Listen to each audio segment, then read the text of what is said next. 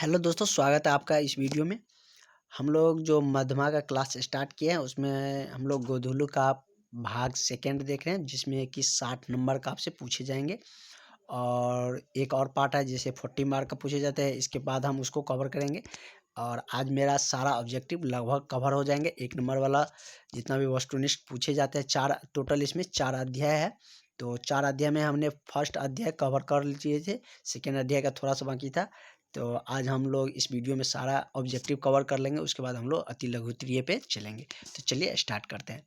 यदि आप चैनल पर नए हो तो सब्सक्राइब जरूर करिएगा और अपने दोस्तों में शेयर भी कर दीजिए।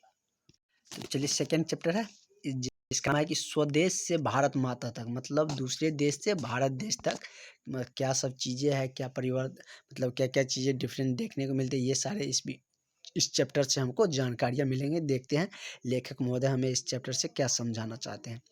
तो फर्स्ट क्वेश्चन है कि स्वदेश किस कवि की रचना है, मतलब यह जो लिखा गया है स्वदेश वह किसके द्वारा लिखा गया है। घनानंद साहब, ये भी पूछ सकता है कि किसके द्वारा लिखा गया है या किसकी रचना है। फर्स्ट ऑप्शन मेरा है घनानंद, दूसरा है सुमित्रानंद पंत, तीसरा है रामधारी सिंह दिनकर, चौथा है क्या प्रेमघन साहब।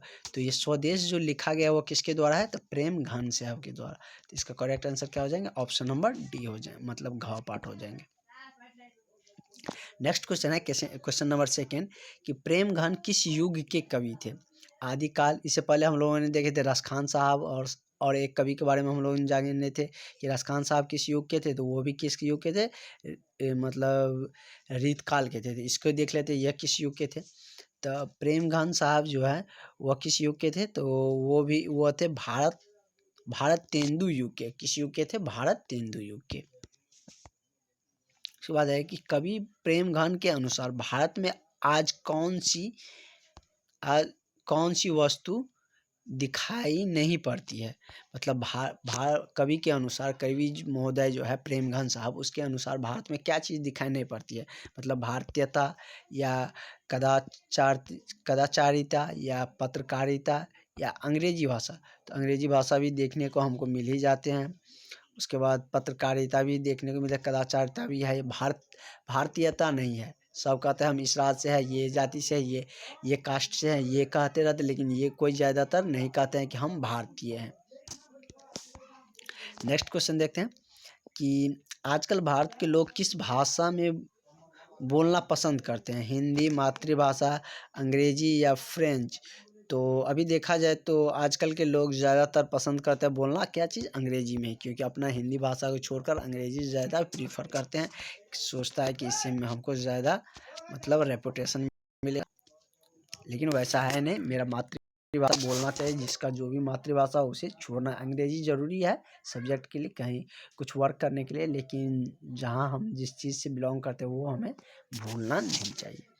नेक्स्ट देखते हैं क्वेश्चन नंबर 5, भारत माता किस कवि की रचना है, मतलब भारत माता किसके द्वारा लिखा गया है। रामधारी सिंह दिनकर या प्रेमघन या सुमित्रानंद पंत या कुंवर नारायण के द्वारा। तो भारत माता जो लिखा गया है वो किसके द्वारा लिखा गया है, तो प्रेमघन के सुमित्रानंद पंत साहब के द्वारा लिखा गया है भारत माता। स्वदेश है प्रेमघन साहब के द्वारा लिखा गया। उसके बाद है कि सुमित्रानंद पंत कैसे कवि है, रीतिवाद, हालावादी या छायावादी, मतलब छायावादी मतलब काल्पनिक रूप से बात करिए, या रीतिवादी या छन्नवादी। तो सुमित्रानंद पंत साहब की बात करें तो वह क्या है, छायावादी कवि थे। नेक्स्ट देखते हैं कि भारत माता का आंचल कैसा है, नीला, लाल, पीला या धूल भरा। तो भारत माता का आंचल कैसा है, अभी धूल भरा है। नेक्स्ट देखते हैं जनतंत्र का जन के कवि कौन है, जनतंत्र के जन के कवि कौन है। तो फर्स्ट मेरा ऑप्शन है कुंवर नारायण, सेकेंड है रामधारी सिंह दिनकर, तीसरा प्रेमघन, चौथा है सुमित्रानंद पंत। तो यदि हम जनतंत्र की जन्मभूमि की बात करें तो वह किस कवि के द्वारा लिखा गया है, तो रामधारी सिंह दिनकर साहब के द्वारा।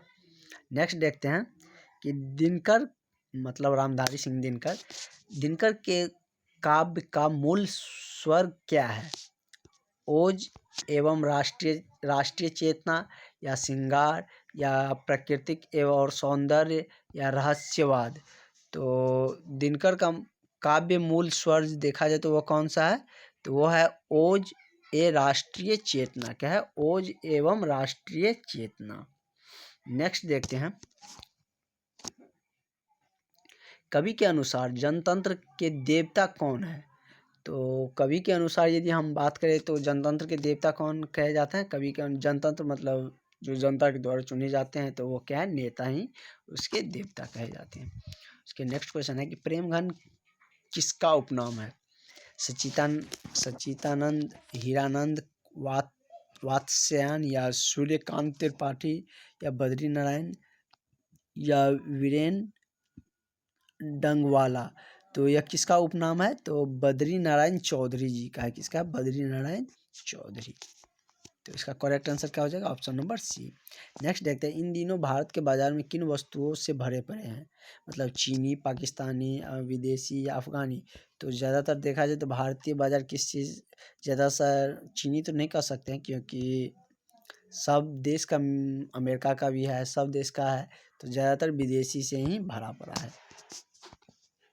विदेशी में सब आ जाएगा, चीनी भी आ जाएगा, पाकिस्तानी भी आया, अफगानी भी आ जाएंगे। नेक्स्ट, भारत के लोग को अब क्या भाने लगा है, मतलब विदेशी रहन सहन या देसी घी, परदेश या आतंकवाद। तो भारत के लोगों को अब क्या विदेशी रहन सहन ज़्यादा भाने लगे हैं। नेक्स्ट देखते हैं कि पतंजी का भारत माता कहाँ की निवासिनी है। पतंजी की भारत माता कहाँ की निवासिनी है, तो ये कहाँ की है, ग्राम वासिनी की मतलब निवासिनी है। तो इसका करेक्ट आंसर क्या हो जाएगा, ऑप्शन नंबर ए। नेक्स्ट देखते हैं कि भारत माता कविता कवि के किस काव्य ग्रंथ से संकलित है। तो यह किस काव्य ग्रंथ से संकलित है, तो ग्राम्या से, किससे, ग्राम्य काव्य ग्रंथ से यह संकलित है। नेक्स्ट देखते हैं कि पंत जी का मूल्य नाम क्या है, गोसाई दत्त या सुमित्रानंद पंत या नितिन पंत या परमेश्वर पंत। तो पतंजी का जो मूल नाम है वह क्या है, परमेश्वर दत्त पंत। नेक्स्ट देखते हैं, जनतंत्र में कवि के अनुसार राजदंड क्या होंगे, मतलब ढाल या तलवार, फूल और भावरे या हल या बालू या बाघ या भालू। तो इसके अनुसार यदि देखा जाए तो वह क्या है, भावरे एवं हल। भारत सरकार ने दिनकर को कौन सा अलंकार प्रदान किया है। रामधारी सिंह दिनकर साहब के बारे में पूछ रहा है, तो इसको क्या चीज़ दिया गया था, पद्म भूषण से सम्मानित किया गया था। कौन सा पुरस्कार दिया गया था, पद्म भूषण। तो नेक्स्ट अब हम लोग यह देखते हैं, हिरोशिमा। वो इस चैप्टर से जो भी ऑब्जेक्टिव फ्रेम किए जा सकते थे वो सारे हमने देख चुके थे। अब हम इसमें देखते हैं हिरोशिमा से। तो मेरा नेक्स्ट चैप्टर स्टार्ट हो रहा है। आज मेरा ऑब्जेक्टिव का सारा मतलब जितना भी ऑब्जेक्टिव पूछे जाते हैं सारा मतलब कवर हो जाएंगे। एक भी आपका ऑब्जेक्टिव इससे मतलब छूटेंगे नहीं, सारा इससे मिल जाएंगे। और उसके बाद हम लोग लघु तीर्य पे चलेंगे, उसको बहुत डिटेल्स में हम मतलब आपका कंसेप्चुअली बताएंगे ताकि आप एग्ज़ाम तक आसानी से उसे लिख सकते हैं। तो चलिए स्टार्ट करते हैं कि हिरोशिमा के कवि कौन है। मतलब हिरोशिमा शीर्षक का नाम है तो पूछ रहा है उसके कवि कौन है। तो उसका कवि कौन है, अजय। कौन है, अजय। नेक्स्ट देखते हैं, अजय किसका उपनाम है। सच्चिदानंद, हीरानंद, वात्स्यायन या रामधारी सिंह दिनकर का या बद्री नारायण चौधरी का या वीरेन डंगवाला का। तो अजय किसका उपनाम है, तो यह किनका है, सच्चिदानंद, हीरानंद, वात्स्यायन, इसी का उपनाम अजय है। नेक्स्ट देखते हैं कि हिरोशिमा कविता में सूरज की संज्ञा किसे दी गई है। मतलब सूरज का जो नाम किसके उपनाम किसको दिया गया है, नापाक बम को या अणु बम को या हाइड्रोजन बम को या रडार को। तो इस कविता के अनुसार मतलब हिरोशिमा पर जो बम गिरा था उसी पे यह आधारित है। तो वही पूछ रहा है कि इसमें सूरज की संज्ञा के उपनाम किसको दिया गया है।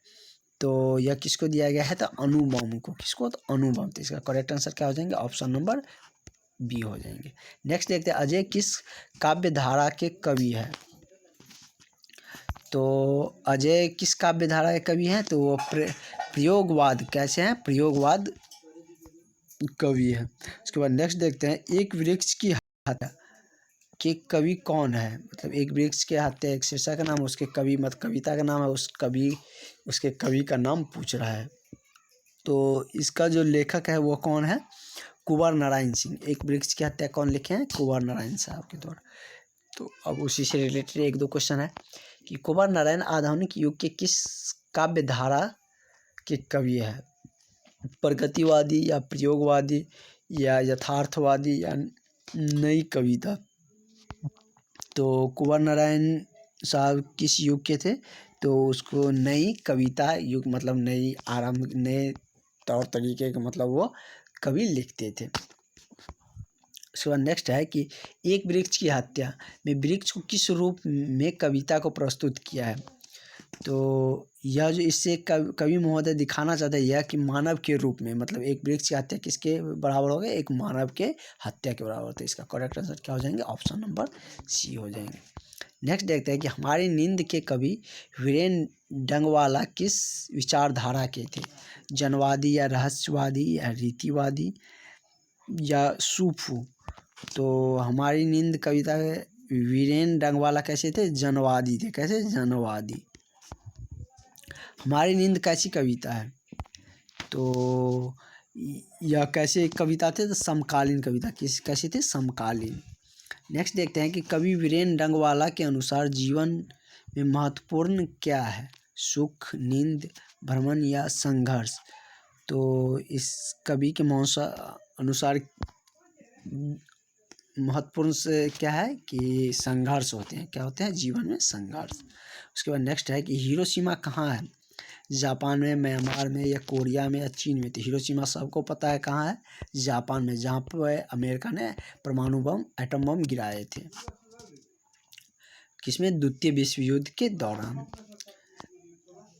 किस महाकाव्य संकलन में प्रकाशन के हिंदी में नई कविता को झकझोर देता है।